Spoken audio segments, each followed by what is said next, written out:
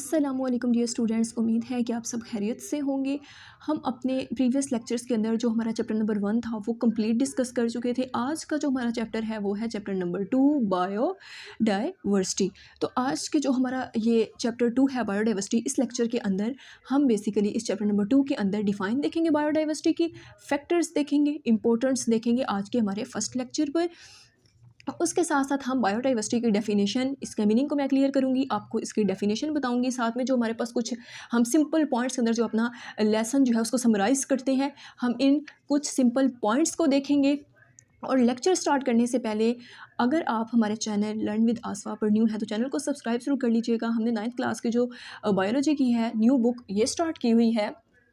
इसके साथ ही अब हम अपना लेक्चर स्टार्ट कर लेते हैं। तो फर्स्ट जो है हमारे पास ये 4 लाइनों का एक पैराग्राफ लिखा हुआ है। सबसे पहले मैं आपको ये पैराग्राफ बता देती हूँ कि इसके अंदर आप लोगों ने क्या चीज़ें याद करनी है। तो देखें, our planet is home to a vast variety of organisms. Our planet is home, क्या मतलब हुआ ये स्टूडेंट्स? अगर हम इस मतलब को समझें तो हमारा जो प्लैनेट है वो क्या है? अर्थ है ना। अर्थ ही ऐसा प्लैनेट है जिस पर लाइफ जो है वो सर्वाइव कर सकती है, हम एग्जिस्ट कर सकते हैं। वाटर, फूड, हर तरह की चीज़ इस पर मौजूद है। तो ये एक होम की तरह होम।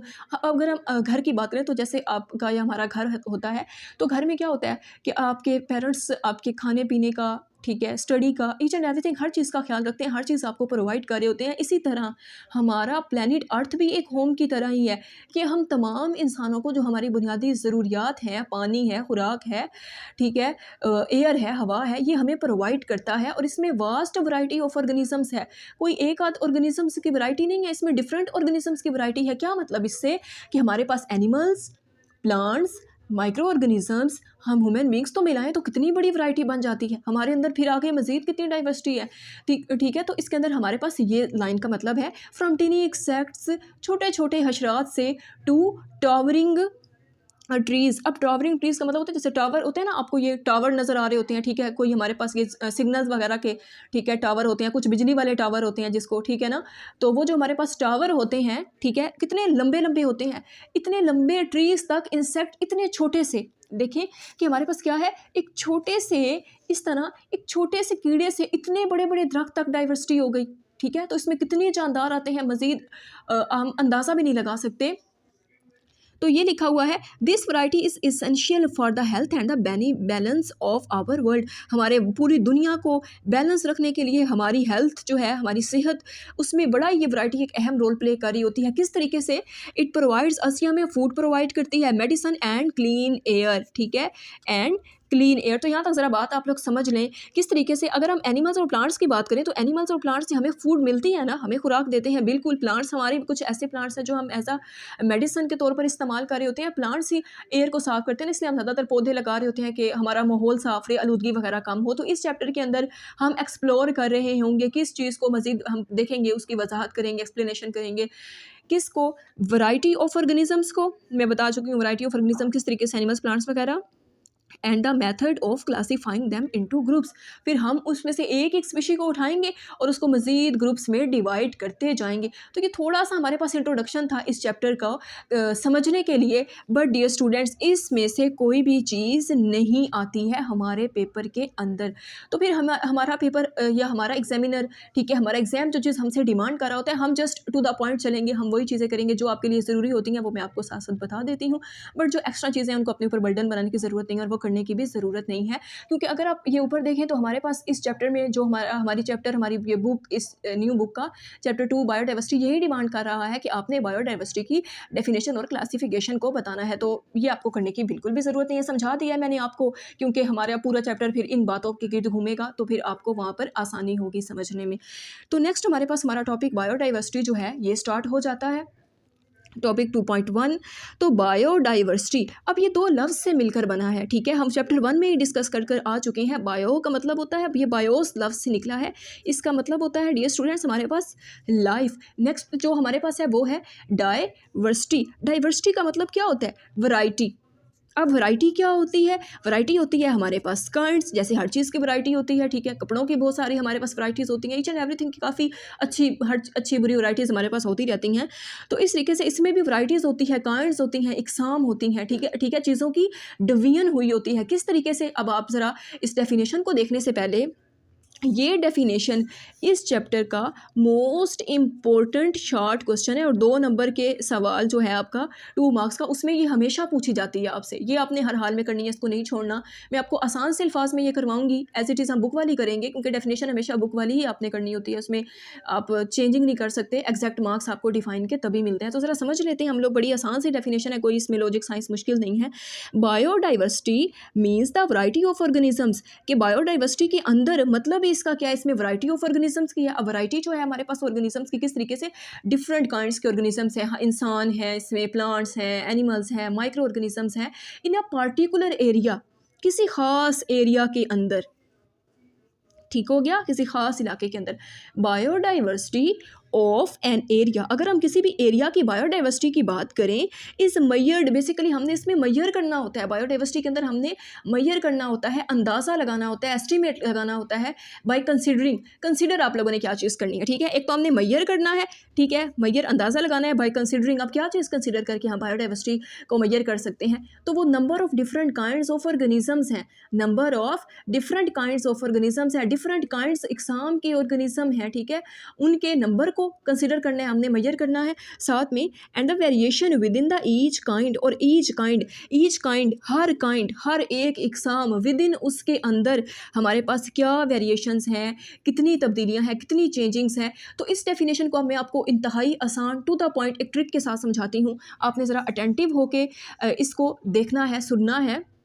तो अगर हम लोग अपनी बायोडाइवर्सिटी जो है डेफिनेशन इसकी बात करें, तो ये देखें डियर स्टूडेंट्स, हमारे पास ये 2 लफ्ज़ से मिलकर बने, ये इसका ना लिटरल मीनिंग है, आपने पेपर में लिखना है। बायोस मीन्स लाइफ, ठीक है, and bio means life and diversity means variety of different organisms. या सिंपल टू द पॉइंट जो हमारे पास लिटरल मीनिंग है वो यही है, bio means life and diversity means variety. अब ज़रा ना इस डेफिनेशन पे ज़रा फोकस करें। बायोडाइवर्सिटी ऑफ एन एरिया, किसी भी एरिया के अंदर, इज़ मेजर्ड, हमने अंदाज़ा लगाना होता है बाय कंसिडरिंग। अब कंसिडर किस चीज़ को करना है, ठीक है, कंसिडर किस चीज़ को करना है, तो वो ये है, हमारे पास 2 चीज़ें, एक number of different kinds of species और एक हमारे पास है variation within each kind. तो जी हाँ dear students, the number of different kind of organism का अंदाज़ा आपने ऐसे लगाना है कि ये मेरे पास क्या है, number of different kinds of organisms हैं। डिफरेंट काइंड्स ऑफ ऑर्गेनिजम्स में हमारे पास एनिमल्स भी हैं, प्लांट्स भी हैं, माइक्रो ऑर्गेनिजम्स ही हैं। तो यही तो हमारी डेफिनेशन हमसे कह रही थी ना, तो यही तो हमारी डेफिनेशन भी हमसे कह रही थी कि बायोडाइवर्सिटी के अंदर हम लोगों ने क्या देखना है, डिफरेंट काइंड्स ऑफ ऑर्गेनिजम्स को। और एक और चीज़ भी तो थी ना इसके अंदर, सेकंड चीज़, वो क्या थी, in the variation within each kind. अब वो क्या मतलब हुआ, ठीक है, ये विद इन का लफ्ज़ आपने बिल्कुल याद रखना है जी स्टूडेंट्स। विद इन एक होता है ना, विद इन एक होता है हमारे पास अमंग होता है बहुत से लोगों के दरमियान, बहुत सी चीज़ों के दरमियान। यहाँ पर विद इन यूज़ हुआ है। अगर मैं बहुत सी की बात करूँ ना अमंग की, तो cats, dogs, birds, human beings, बहुत सारी चीज़ें डिफरेंट है ना। कैट्स डॉग से डिफरेंट होती हैं, बर्ड्स डॉग से डिफरेंट होते हैं, तो ये अमंग की बात है। लेकिन जब हमने विद इन की बात करनी है ना, विद इन की बात, तो मैं जस्ट इनमें से कैट्स की बात कर लेती हूँ, ठीक है। सिर्फ हम जो है कैट्स हैं, जो बिल्लियाँ हैं, उनकी बात कर लेंगे, तो वो होगा हम बिल्लियों के अंदर, यानी कि कैट्स के अंदर जो डिफरेंट उनकी वेरिएशंस है ना, डिफरेंट वैराइटीज़ है, उसको देख रहे होंगे, ठीक है। जब हम अमंग की बात करते हैं तो फिर हम डिफरेंट इन चीज़ों को सबको बारी बारी देखते हैं, बट हमारे पास विद इन का लफ्ज़ हुआ, तो आई होप सो आपको विद इन की समझ अच्छे से आ गई होगी कि किस तरीके से हम लोगों ने देखना है। तो आपकी डेफिनेशन भी क्लियर होगी कि बायोस डाइवर्सिटी हमारे पास क्या होती है। बायो का मतलब लाइफ होता है, डाइवर्सिटी का मतलब वैरायटी होता है। बायोडाइवर्सिटी हम किसी भी पार्टिकुलर एरिया के जब बात करते हैं तो उसके अंदर हम मेजर कर रहे होते हैं 2 चीज़ों को, उनको ही हमने कंसीडर करना होता है, the number of different kind of organism को, कि हमारे पास जो कितने डिफरेंट काइंड्स के ऑर्गेनिजम्स हैं और कितनी वेरिएशन है विद इन ईच काइंड, हर एक काइंड के अंदर। जैसे बर्ड्स, एनिमल्स हमारे पास थे, प्लांट्स थे, तो उसमें से मैंने अगर कैट्स को लिया, ठीक है, कैट्स डॉग्स थे ना हमारे पास, जो मर्जी आप ले सकते हैं, तो मैंने कैट को लिया, तो फिर मैंने कैट के अंदर ही काइंड को देखना है ना, ठीक है ना, विद इन ईच काइंड, ठीक है, विद इन सेम स्पीशी। जैसे कैट थी तो कैट के अंदर ही मजीद हम देख रहे होंगे उसकी वेरिएशंस को डिफरेंट काइंड्स ऑफ ऑर्गेनिजम्स के अंदर। तो ये थी हमारे पास इसकी डेफिनेशन। 2 नंबर के सवाल में आपसे पूछी जाती है और बड़ी ही इंपॉर्टेंट डेफिनेशन है, एज इट इज़ आपने लिखनी है, इंशाल्लाह आपके मार्क्स डिडक्ट नहीं होंगे। नेक्स्ट ज़रा हम आते हैं अपने इस पैराग्राफ की तरफ। तो ये पैराग्राफ हमें क्या बताता है कि बायोलॉजिस्ट हैव डिस्कवर्ड, जो बायोलॉजिस्ट होते हैं वो डिस्कवर्ड करते हैं एंड क्लासीफाई करते हैं, तकसीम करते हैं, ठीक है, almost 2 million kinds of organisms. तो ये आप लोगों ने जो है ना ये लफ्ज़ 2 मिलियन, ये आप लोगों ने क्या करना है, इसको जस्ट ऐसा MCQs याद रखना है, ठीक है। डिफरेंट काइंड्स ऑफ ऑर्गेनिजम्स, जो बायोलॉजिस्ट है ना उन्होंने तकरीबन डिस्कवर कर ली हैं 2 million, 2 crore different kinds of organisms को डिस्कवर कर लिया। तकरीबन 20 से 30 करोड़ जो है हमारे पास स्पीशीज़ हैं जिनका एस्टिमेट किया गया है, बट अभी तक डिस्कवर नहीं हुई। तो डिस्कवर सिर्फ 2 मिलियन हुई हैं अभी तक। उसके बाद क्या है, हाउएवर, जबकि दे एस्टिमेट, वो जो अंदाज़ा लगाया हुआ है ना उन्होंने, that total kinds of organisms on earth is much greater, कि जो हमारे पास टोटल काइंड्स है ऑर्गेनिजम्स की on earth is much greater, वो तो बहुत ज़्यादा है। जैसा कि मैंने आपको बताया लगभग 20-30 मिलियन के लगभग हैं, तो उसमें से 2 मिलियन को सिर्फ डिस्कवर किया। तो उन्होंने ये बताया कि जो हमारे पास टोटल काइंड ऑर्गेनिज्म की अर्थ, वो तो उनका एस्टिमेट बड़ा ही ज़्यादा है, मुश्किल है लगाएं। Biodiversity is not evenly spread out, यानी कि हम ना इसको फाइंड आउट नहीं कर सकते, बहुत फैली हुई है, बहुत वैरायटीज़ हैं, बहुत ज़्यादा काइंड्स हैं। तो हमारे पास क्या अगली लाइन हमें कहती है कि the biodiversity is a place depends upon factors. तो ठीक है, ये फैक्टर्स, ठीक है ना, ये जो हमारे पास फैक्टर्स हैं डियर स्टूडेंट्स, ये फैक्टर्स आप लोगों से पूछ लिए जाते हैं कैसे, ऐसा शॉर्ट क्वेश्चन। तो ये भी आप लोगों के पास एक, हम कह सकते हैं कि हमारा एक इंपॉर्टेंट शॉर्ट क्वेश्चन है। आपसे फैक्टर्स डिमांड कर लिए जाते हैं कि कौन से फैक्टर्स हैं जो इफेक्ट करते हैं, किसको इफेक्ट करते हैं, बायोडाइवर्सिटी को। तो ये बड़े आसान से आप लोगों के पास 3 फैक्टर्स हैं, एक हमारा क्लाइमेट, एक हमारा एल्टीट्यूड, एक सोल टाइप। अब कैसे, क्लाइमेट क्या होता है, क्लाइमेट होती है हमारा आबो हवा, हमारा मौसम, ठीक है, वेदर। एल्टीट्यूड एक होता है एटीट्यूड, एक होता है अल्टीट्यूड। ये जो अल्टीट्यूड है ना, बेसिकली हम हाइट को कहते हैं, एटीट्यूड जो किसी का पॉजिटिव होता है, नेगेटिव होता है, रवैया हमारा इखलाक होता है, ये अल्टीट्यूड है, ठीक है ना, ये एल्टीट्यूड है, इसको हम कहते हैं हाइट। ये हमारे पास क्लाइमेट है, क्लाइमेट हमारा वेदर होता है। सोइल टाइप की हमारी ज़मीन जो है वो किस तरह की है, उन रहने वाले जानदारों के लिए जो ज़मीन में पाए जाते हैं उनके लिए किस तरीके अच्छी है, जो वट जो भी है, तो उसको देखते हैं, हम सोइल टाइप को देखते हैं। उसके बाद है हमारे पास ट्रॉपिकल रीजन्स। तो जी हाँ डियर स्टूडेंट्स, ये जो हमारे पास ट्रॉपिकल रीजन्स का लफ्ज़ यूज़ हुआ है ना, ये आप लोगों के लिए नया लफ्ज़ है। तो ट्रॉपिकल रीजन्स में कौन से जानदार पाए जाते हैं, ये मैं आपका क्लियर कर देती हूँ। जैसा हमारे पास इंडिया है, आपको जानते ही होंगे उसका इन्वायरमेंट कैसा होता है। इंडोनेशिया, मलेशिया, जिसमें हमारे पास जो जिनका एनवायरनमेंट है ना, जो हमारे पास वो ह्यूमिड रहता है, ठीक है, उसमें ह्यूमिडिटी ज़्यादा होती है, नमी वाले इलाके होते हैं, थोड़े गर्म इलाके होते हैं, टेम्परेचर माइनस में नहीं होता है, तो वो हमारे पास ट्रॉपिकल रीजन्स होते हैं। है मोर बायोडाइवर्सिटी, इनमें बायोडाइवर्सिटी जो है ना वो ज़्यादा होती है, वैरायटीज़ ज़्यादा होती है। किसकी निस्बत, पोलर रीजन्स, या पोलर रीजन्स में हमारे पास आ जाता है रशिया, ठीक है, आइसलैंड, फिनलैंड, यानी कि हम कह सकते हैं बर्फ़ानी इलाके जिनमें बर्फ़ बहुत ज़्यादा होती है, जिनमें टेम्परेचर माइनस में होता है। तो वो पौधों के लिए तो इतना बेनिफिशियल नहीं हुआ ना, इतना अच्छा नहीं हुआ, तो पौधों के लिए सर्वाइव करना वहाँ पे मुश्किल हो जाएगा, एनिमल्स के लिए भी मुश्किल हो जाएगा इतनी ठंड में, फिर वो मतलब थोड़ा मुश्किल हो जाएगा as compare to tropical regions, जिसमें हमारे पास आप एग्जाम्पल ईजीली याद रख सकते हैं। मैं आपकी आसानी के लिए ये लिख रही हूँ, ठीक है, आपने जस्ट इन नाम को याद रखना है, climate, altitude and soil type. Polar regions की अगर हम लोग बात करें तो इसमें रशिया वगैरह, ठीक है, रूस, ठंडे बर्फ़ वाले इलाके आ जाते हैं।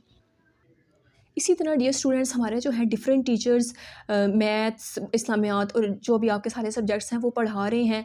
जैसे कि हम 9th क्लास की बायोलॉजी की जो बुक है वो भी पढ़ रहे हैं 2025 की।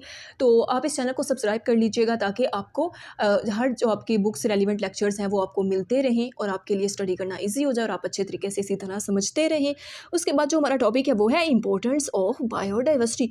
अब जी हाँ स्टूडेंट्स, हम इसके अंदर इम्पोर्टेंस को देखेंगे। इम्पोर्टेंस हमारे पास बेसिकली क्या होती है, अहमियत होती है। देखिए ना, हर चीज़ की अहमियत होती ही है अगर हम समझें तो, ठीक है। हम इसमें अहमियत देखेंगे बायोडाइवर्सिटी की। तो बायोडाइवर्सिटी बड़ी ही हमारी ज़िंदगी में अहम रोल प्ले करती है। अगर मैं आपको टू द पॉइंट बताऊँ ना, तो हम अगर बायोडाइवर्सिटी में कोई डिस्टर्बेंस कर देना या इसको ख़राब कर देना तो हमारा अपना सर्वाइव होना इसमें मुश्किल हो जाएगा। अब हम ज़रा देख लेते हैं, biodiversity plays many provides many essential services हम खिदमत को कहते हैं, इसेंशियल हम ज़रूरी जो हमारे बुनियादी होती हैं तो वो हमें प्रोवाइड करता है बायोडाइवर्सिटी बहुत सारी इसेंशियल सर्विसेज फॉर ह्यूमंस, इंसानों के लिए, एंड द प्लैनेट, और इस प्लैनेट पे रहने वाले लोगों के लिए। Here are some key benefits, यहाँ पर आपको कुछ की बेनिफिट्स बता दिए गए हैं किसके, बायोडाइवर्सिटी के। तकरीबन ये हमारे पास जो है 4 पॉइंट्स, हम इसको वन बाय वन स्टडी करेंगे, कुछ भी नहीं है इनके अंदर, बड़ा ही आसान से हैं, आपको ऐसे याद हो जाएंगे, देखिएगा। उसके बाद हमारे पास जो फर्स्ट पॉइंट है वो है इकोसिस्टम स्टेबिलिटी, ठीक है। इकोसिस्टम जो है हमारा, ये किस तरीके से स्टेबल होता है, ठीक है। स्टेबिलिटी जो लफ्ज़ है ना, ये स्टेबल होने से निकला है। इकोसिस्टम हमारा पूरा का पूरा, जिसके अंदर हम रह रहे होते हैं, ठीक है। इकोसिस्टम हमारा पूरा इन्वायरमेंट हो, एक होता है ना बायोस्फीयर, ठीक है, वो नहीं, यहाँ पे इकोसिस्टम आपसे डिमांड किया गया है। तो इकोसिस्टम स्टेबिलिटी है, ये क्या होती है, ये आप लोगों ने just as a short question in terms को बस आपने याद करना है और इसमें कुछ नहीं करना। तो biodiversity helps to maintain the balance of the ecosystem. Biodiversity जो है ये हेल्प करता है, मदद करता है, किस तरीके से हमारा पूरे का पूरा इकोसिस्टम जो है इसको बैलेंस किया जाए, इसको मेंटेन किया जाए, ठीक है। बैलेंस करना, मेंटेन करने का मतलब यही है ना कि इकोसिस्टम को बैलेंस किया जाए। It plays important role in biochemical cycles. ये अब यहाँ से आपको बड़ा अच्छा क्लियर हो जाएगा कि जो हमारा है ना इकोसिस्टम, ये इंपॉर्टेंट रोल प्ले कर रहा है बायोकेमिकल साइकिल्स के अंदर। अब बायोकेमिकल्स जो हमारे पास है, बायोजियोकेमिकल साइकिल्स, वो कौन से साइकिल्स हैं, तो बायोजियोकेमिकल साइकिल्स में कार्बन साइकिल और नाइट्रोजन साइकिल। अब ये दोनों टर्म्स आप लोगों के लिए नहीं है, वैसे जब आप अगली क्लासेस में जाएंगे ना, 10th first year second year में अगर आप बायो को पढ़ेंगे तो वहाँ पर कार्बन साइकिल हो जाए, इसका दूसरा नाम कैल्विन साइकिल भी है। ये मोस्ट इंपॉर्टेंट लॉन्ग क्वेश्चन होता है, शायद आप 10th में जाके इसको पढ़ें भी, आपकी बुक्स चेंज हो गई हैं। नाइट्रोजन साइकिल भी बड़ा इंपॉर्टेंट लॉन्ग क्वेश्चन होता है, 80-90% चांस होते हैं कि आपके पेपर में यही आए। तो देखें ज़रा, कार्बन साइकिल को हम कैल्विन साइकिल भी कहते हैं। बेसिकली हम इसके अंदर CO2 की बात कर रहे होते हैं। जैसा कि अगर हम बात करें तो जो हमारे प्लांट्स होते हैं उनको ज़रूरत होती है ना कार्बन डाइऑक्साइड की, फोटोसिंथेसिस करने के लिए, खुराक तैयार करने के लिए। तो फिर इस तरीके से क्या होता है, हम प्लांट्स जो हैं वो कार्बन डाइऑक्साइड को यूज़ करते हैं और बदले में हमें क्या दे देते हैं, ऑक्सीजन दे देते हैं ना। इसी तरह नाइट्रोजन साइकिल में क्या होता है, नाइट्रोजन बड़ी ज़रूरत होती है, ठीक है। 70% प्लांट्स जो है ना उनको नाइट्रोजन की ज़रूरत होती है। तो प्लांट्स के अंदर क्या होता है, माइक्रो ऑर्गेनिजम्स होते हैं जो जो हमारे पास नाइट्रोजन कन्वर्ट करके दे रहे होते हैं प्लांट्स को। तो इस तरीके से हमारे इकोसिस्टम को स्टेबल रखने के अंदर कितना रोल प्ले कर रही हैं ये हमारे कंपोनेंट्स। उसके बाद हमारे पास सेकंड है क्लाइमेट रेगुलेशन। अब हमने अपना क्लाइमेट जो है, जो हमारा आबो हवा है, जो हमारा मौसम है, ठीक है, जो हमारा वेदर है, हमने उसको रेगुलेट किस तरीके से करना है। तो ये ज़रा देखिए आप लोग, बड़ा इसमें आपको समझ आ गई होगी कि बायोडाइवर्सिटी किस तरीके से हमारी हेल्प कर रहा है इकोसिस्टम को बैलेंस करने के लिए। बस cycles, geochemical 2 cycles, carbon cycle और नाइट्रोजन साइकिल, बस ये आपने इसमें याद रख लेना है। इसके अंदर क्या है कि जो प्लांट्स और एल्गी होते हैं ना, एल्गी जो ग्रीन कलर की आपको नज़र भी आ रही होती है, अक्सर किसी जगह पे आप गुजर रही हो तो वहाँ पानी खड़ा हुआ तो उसके ऊपर एक ग्रीन कलर की ऐसे एक ऊपर तह बनी होती है, तो वही एल्गी होती है, ठीक है, वही हमारे पास एल्गी होती है। प्लांट्स आपने देखे हुए हैं, तो प्लांट्स और जो एल्गी होते हैं ना, ये एब्जॉर्ब कर लेते हैं कार्बन डाइऑक्साइड को। प्लांट्स का तो मैं आपको यहाँ पर भी बता के आई हूँ, ये कार्बन डाइऑक्साइड को एब्जॉर्ब कर लेते हैं। तो उसके बदले में क्या होगा, हमारा क्लाइमेट बैलेंस्ड होगा ना, हमें कार्बन डाइऑक्साइड नहीं ज़रूरत होती, बल्कि हम खुद भी हवा में से जब ऑक्सीजन को अंदर लेके जाते हैं ना, तो हम कार्बन डाइऑक्साइड को बाहर निकाल रही होती है, हमें भी नहीं ज़रूरत होती कार्बन डाइऑक्साइड की। तो फिर क्या होता है, पौधे कार्बन डाइऑक्साइड खुद ले लेते हैं, हमें ऑक्सीजन दे देते हैं। तो एक बैलेंस किया ना, हमारे क्लाइमेट को रेगुलेट किया इन्होंने। जी बिल्कुल, इन्होंने हमारे क्लाइमेट को रेगुलेट किया। नेक्स्ट हमारे पास पॉइंट है नेचुरल रिसोर्सेज का। अब इसमें हम लोग नेचुरली जो हमारे पास रिसोर्सेज है ना, जो सराए हैं, उनको देखेंगे कि जो बायोडाइवर्सिटी है हमारे पास प्रोवाइड करती है, हमें मुहैया करती है a vast array. A vast array का मतलब होता है यहाँ पर रेंज, ठीक है, इसको आप रेंज कह सकते हैं, ठीक है। हमें हमें क्या देती है, एक रेंज रिसोर्सेज की, फ्रॉम फूड एंड मेडिसन, खुराक हो, हमारी अद्वियात हों, एंड बिल्डिंग मटेरियल्स हो, एंड फ्यूल्स हो। किस तरीके से, फूड। अब अगर हम अपनी बायोडाइवर्सिटी की बात करें तो हमारे पास इसमें क्या होता है, एनिमल्स भी होते हैं, प्लांट्स भी होते हैं। तो प्लांट्स और एनिमल्स हमारी खुराक का जरिया है ना। कुछ ऐसे एनिमल्स हैं जिनका हम गोश्त खाते हैं, अंडे वगैरह इस्तेमाल करते हैं, ठीक है। फूड प्लांट भी, हम कुछ प्लांट्स भी, तो हम प्लांट्स भी खा रहे होते हैं। उसके बाद क्या है, कुछ ऐसे प्लांट्स भी तो है ना जिससे हम मेडिसिन बनाते हैं, बिल्कुल बना रहे होते हैं, जड़ी बूटियों से दवाई वगैरह बन रही होती है हमारे पास। बिल्डिंग मटीरियल, अगर हम प्लांट्स की बात करें तो जो उनकी जो लकड़ी है वो हमारे पास दरवाजे बनाने के लिए, खिड़कियाँ बनाने के लिए, ठीक है, विंडोज़, डोर्स, फर्नीचर वगैरह, वो सब बनाने में इस्तेमाल होती है। एंड फ्यूल, अगर हम प्लांट्स की बात करें तो उसकी जो लकड़ी हम फ्यूल के तौर पे तो इस्तेमाल करते हैं ना, ईंधन वगैरह बनाने के लिए, जलाने के लिए। उसके साथ साथ हम लोग ये जो जानवरों का जो होता है हमारे पास, जो हमारे जानवरों के जो फजलात वगैरह होते हैं, ठीक है, मैन्योर जिसको हम कहते हैं, उससे हम बायोगैस वगैरह बना रहे होते हैं, जो ये गाँव में आमतौर पर लोग इस्तेमाल करते हैं कि वहाँ गैस नहीं होती, तो फिर वो जो गोबर आप समझ सकते हैं, ठीक है? उससे एक जगह पे उसको बंद करके और वहाँ से बायोगैस बना के उसको यूज़ कर रहे होते हैं। अगर हम इकोनॉमिक बेनिफिट्स की बात करें, हमारी मईशत को किस तरीके से बायोडाइवर्सिटी हमारी मईशत में अहम रोल प्ले करती है, तो ज़रा ये भी देख लेते हैं। ये भी सिंपल सा ही है कि बायोडाइवर्सिटी सपोर्ट करती है डिफरेंट इंडस्ट्रीज़ को। इंडस्ट्रीज़ आप लोग के पास किसी भी चीज़ की सनत हो सकती है, पेपर इंडस्ट्री हो सकती है, सीमेंट इंडस्ट्री हो सकती है, कोई भी कपड़ा बनाने वाली इंडस्ट्री हो सकती है, ठीक है? कोई लेदर की चीज़ें बनाने वाली इंडस्ट्री हो सकती है, कोई भी इंडस्ट्री हो सकती है। उसके अंदर इंक्लूडिंग एग्रीकल्चर ठीक है, हमारे पास ये हो सकती है इंडस्ट्री जिसके अंदर एग्रीकल्चर से मुतल्लिक चीज़ें बन रही हों, खाद वगैरह, ठीक है, यूरिया, ये सारी चीज़ें बन रही हों। टूरिज़्म जो है ये हम इस सैरो सियाहत को कहते हैं, ठीक है? जब हमारे किसी मुल्क के अंदर अच्छे लोगों को अच्छा एनवायरनमेंट दिया जाता है, अच्छे सैर करने के लिए मकामात बनाए जाते हैं लोगों के लिए, तो फिर टूरिस्ट जो हैं वो ज़्यादा आते हैं। जैसा कि आपने देखा होगा कि हमारे जो शुमाली इलाका जात है, ठीक है, मरी, नारान, कागान, इनमें लोग आते हैं टूरिज़्म, तो फिर इससे क्या होता है, मुल्क की इकॉनमी को फ़ायदा होता है ना, ठीक है? मुल्क की इकॉनमी ऊपर जाती है। एंड फार्मास्यूटिकल्स और जितनी भी हमारे पास फार्मास्यूटिकल्स ये इंडस्ट्रीज़ होती हैं, अद्वियात बनाने वाली, फार्मेसी से रेलिवेंट, ठीक है? तो आई होप सो कि आप लोगों के लिए ये 4 टर्म्स बड़ी आसान हुई होंगी, क्योंकि जब हमने इकोसिस्टम स्टेबिलिटी की बात की तो हमने इसमें बेसिकली देखा कि हमने मेंटेन करना होता है इकोसिस्टम को, किस तरीके से हम बैलेंस कर सकते हैं, उसमें बायोडाइवर्सिटी हमारी हेल्पफुल करता है। उसमें आपने बायोजियोकेमिकल साइकिल्स की बात की, नाइट्रोजन साइकिल हो गया, कार्बन साइकिल हो गया। जब हमने क्लाइमेट को रेगुलेट करने की बात की तो हमने कहा कि प्लांट्स और एलसी कार्बन डाइऑक्साइड को एब्जॉर्ब करते हैं, जिससे हमारे लिए भी आसानी हो जाती है, कार्बन डाइऑक्साइड ऑक्सीजन का लेवल एक मेंटेन हो जाता है, तो उससे हमारा क्लाइमेट बैलेंस्ड हो जाता है। जब आपने नेचुरल रिसोर्सेज की बात की तो इसके अंदर भी हम लोगों ने यही देखा कि हमारे पास फूड, मेडिसिन, बिल्डिंग मटेरियल हो, फ्यूल हो, किस तरीके से हमें नेचुरली हासिल हम लोग इसको कर रहे हैं। इकोनॉमिक जब हमने बेनिफिट्स की बात की तो फिर भी हमने यही कहा कि बायोडाइवर्सिटी जो है वो हमें डिफरेंट तरह से हमारे सपोर्ट कर रही है इंडस्ट्रीज़ के अंदर। इंडस्ट्री में आप एग्रीकल्चर के, टूरिज़्म के, फार्मास्यूटिकल के, आपके पास डिफरेंट तरह की इंडस्ट्रीज़ होती हैं। नेक्स्ट जो हमारे पास है ना, ये आप लोगों के पास है इंटरनेशनल बायोडाइवर्सिटी डे जो है ये 25 मई को मनाया जाता है। तो ये आप लोगों के पास बड़ा इंपॉर्टेंट एमसीक्यूज़ है, ठीक है? जस्ट एमसीक्यूज़ 1 नंबर का। उसके लिए आपने इसको याद रखना है, बाकी इसको करने की आपको जो है वो ज़रूरत नहीं है, क्योंकि आप लोगों ने इसको जस्ट एमसीक्यूज़ के तौर पर ही देखना है। तो क्या हमें बताता है ये एमसीक्यूज़ कि जो हमारे पास यूनाइटेड नेशंस है ना, ठीक है, जो हमारा ऊपर इदारा है, यूनाइटेड नेशन हमारा एक इदारा है, उसने डिज़ाइन किया है कि मई ठीक है 22 ठीक है, जो 22 मई है उस दिन इंटरनेशनल, ठीक है, नेशनल हमारी कौमी सतह पर नहीं बल्कि पूरी बैनुल-अक़वामी सतह पर, ठीक है ना, होल वर्ल्ड के अंदर, दुनिया के अंदर इंटरनेशनल लेवल पर एक ये बायोडाइवर्सिटी का, ठीक है, वैरायटी ऑफ डिफरेंट ऑर्गेनिजम्स का एक दिन मनाया जाएगा। इट इज़ सेलिब्रेटेड, इसको सेलिब्रेट किया जाएगा to promote the protection of biodiversity, कि हम बायोडाइवर्सिटी की अहमियत को समझें, इसको और मज़ीद ज़्यादा प्रमोट करें, ठीक है, इसके ऊपर प्रोटेक्ट करें। तो ये आप लोगों ने इसमें जस्ट याद रखना है। आपका एमसीक्यूज़ आएगा कि हमारे पास जो क्या है बायोडाइवर्सिटी का जो हम दिन है कब सेलिब्रेट करते हैं, तो आपने याद रखना है सिंपल 22 मई। आई होप कि आज का लेक्चर आप लोगों के लिए इन्फॉर्मेटिव रहा होगा। मैंने पूरी कोशिश की है कि ये लेक्चर जो है वो आपको इजीली समझ आ जाए और आप लोगों के लिए याद करना आसान हो जाए। अगर आप इस चैनल पर न्यू है, चैनल को सब्सक्राइब और वीडियो को लाइक ज़रूर कर लीजिएगा। Thanks you so much for watching and अल्लाह हाफिज़।